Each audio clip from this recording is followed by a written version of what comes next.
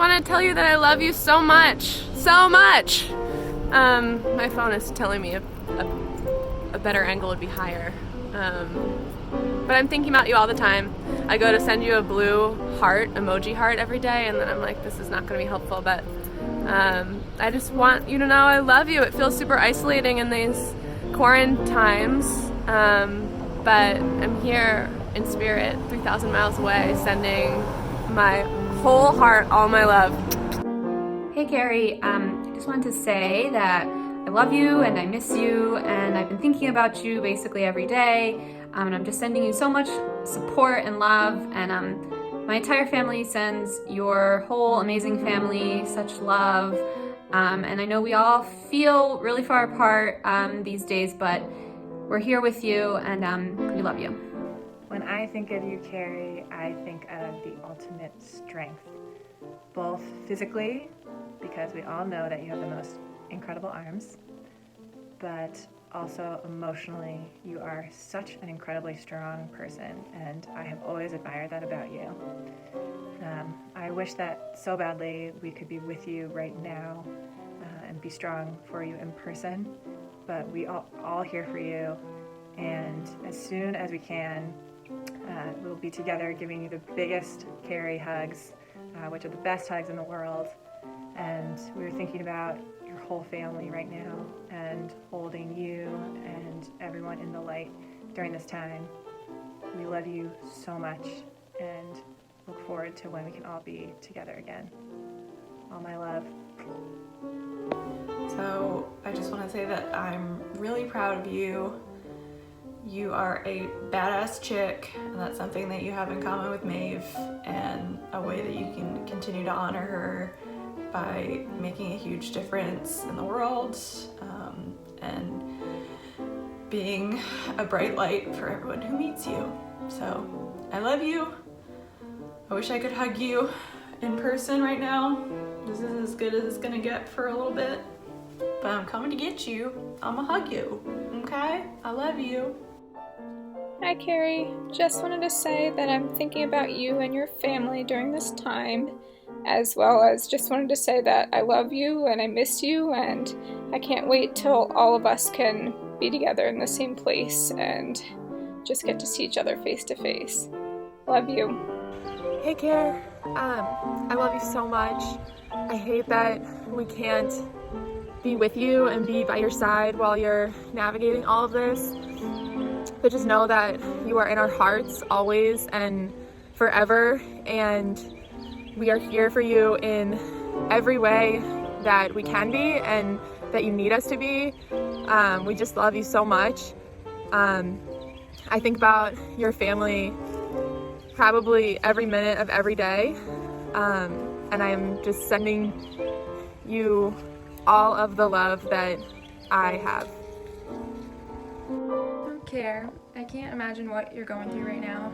I think about you a lot and your family, and I'm just sending you all the love that I can, and what's giving me solace is knowing that Maeve and Gideon's spirits and their energy, I see that same energy in you, that vivaciousness that Maeve always had. You and Maeve were so similar that way, and so her legacy is going to live on, not just through her kids, but through you as well. And we're all going to miss her. I love you, we all love you, and we're all here to support you.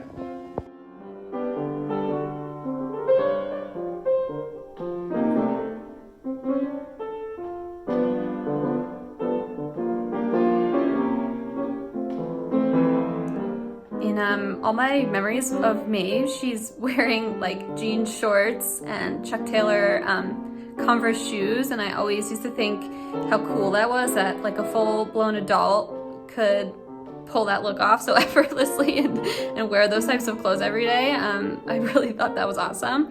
The first time I met Gideon, he was probably like 2 weeks old, and I'd never held a baby that teeny before. His little neck was so wobbly, I thought I was gonna break him, and he was crying and crying until Maeve just scooped him up out of my arms and he was suddenly completely fine. She just made it look so natural and so easy. And I guess at that point in my life, or ever really, with my experience with babies, it wouldn't have taken very much to impress me, but I just remember being so amazed by her and so confident that she would just be the most incredible mother to Gideon and to any other kids that would come after. And she was. I remember when Maeve got back from the Peace Corps and you thought that she was just really tan, but then she took a shower and you realized that was all just dirt. I knew I liked Maeve the moment I met her. She told me about her apple tattoo and how she had inadvertently kind of gotten a tramp stamp, but she didn't know that that placement was tramp stamp material. She just liked apples, you know? I eat them every day. I wanted an apple tattoo. I got it. I didn't know this was tramp stamp placement. And as soon as she told me that story, I was like, you know what? I like this girl. She was always bold. You would hear her laugh before you saw her, and she did things her way. Honestly, my favorite moment with Maeve was at your wedding. I was at the brunch the day after, and our high school friends were all just sitting at a table. I think we maybe, a little hungover, and just chatting about how awesome the day before was.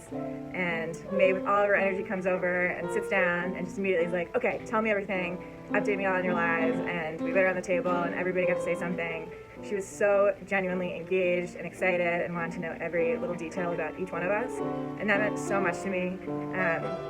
I thought it was so cool how much she genuinely cared, and awesome questions she asked, even with all the little guys running around and her sister's wedding and having so many other things to do. It was just really meaningful, and what a special, incredible human being. And also she showed us, she either showed us a video or described in vivid detail that is imprinted in my mind as imagery, about the people in her village killing a goat and eating it, which was stamped right on my impressionable middle school mind forever. I have this brief but vivid memory of just walking around DC with Maeve and Dave, and you and Catherine, I think. I think we'd gone to spend the night there. And I remember just watching them be goofy with each other, and at one point Maeve jumped on Dave's back and they were just laughing and laughing, and I remember just being so struck by how much love they had for each other and how just real they were with each other, and how it just seemed like when they were together the whole world kind of faded away. And I just remember that leaving such a strong impression on me as just what a relationship should be and what it should look like.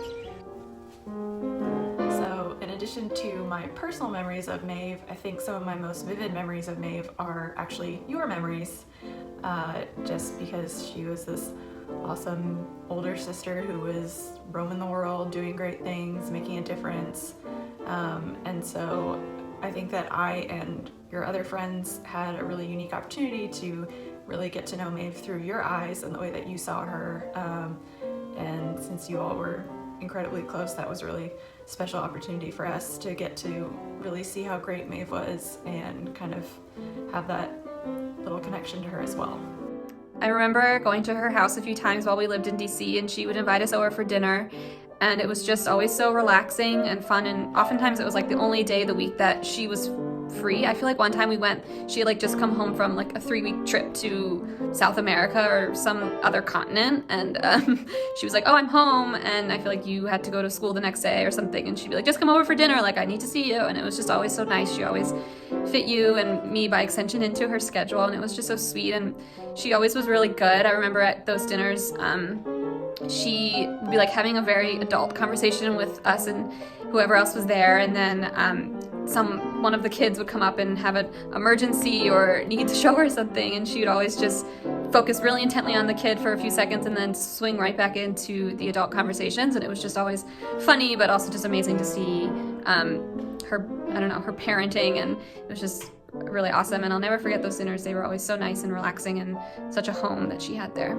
I wanted to share a memory that I had about Maeve.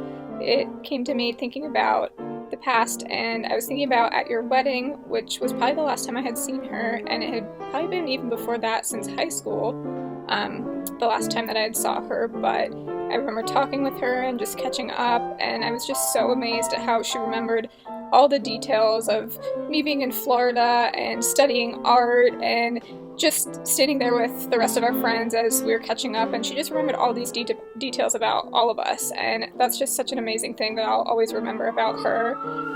Just how everyone in her life was important to her, and she could just remember all the facts about everyone. So I thought I'd share that with you. You obviously had the distinct honor of being involved in Gideon's birth. I remember the day that you sent out that picture of you scrubbing in, and I was at work and I ran up to my boss and I showed her the picture and was like, look at what my friend is doing. She is so badass. I can't even get over it. And I know that that was a really special moment for all of you, and that's something that you're gonna cherish those memories forever.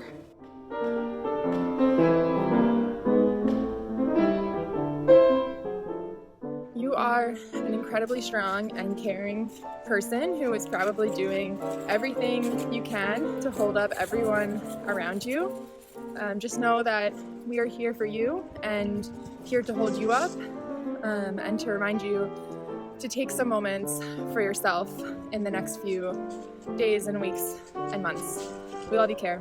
We love you! We love you. We love you.